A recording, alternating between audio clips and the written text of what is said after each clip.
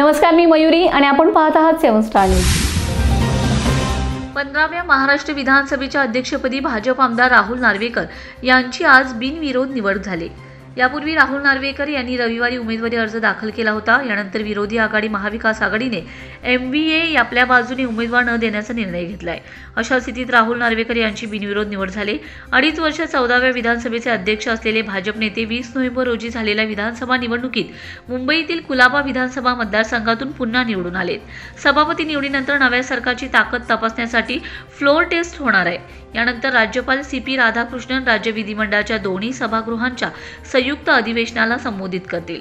महाराष्ट्र विधानसभा अध्यक्ष असताना नार्वेकर यांनी शिवसेना बाळासाहेब ठाकरेंच्या पक्षात फूट पाडल्यानंतर एकनाथ शिंदे यांच्या नेतृत्वाखालील पक्षच कायदेशीर आणि खरी शिवसेना असल्याचा निर्णय दिला होता। अजित पवार यांच्या नेतृत्वाखालील गट हाच खरा राष्ट्रवादी काँग्रेस पक्ष आहे, जो शरद पवारांनी स्थापन केला होता, असेही ते म्हणाले। नुकत्याच पार पडलेल्या महाराष्ट्र विधानसभा निवडणुकीत महायुती आघाडीने चमकदार कामगिरी करत 288 पैकी 230 जागा जिंकल्या, तर MVA ला फक्त 46 जागा जिंकता आलेत। Bureau report 7 star news.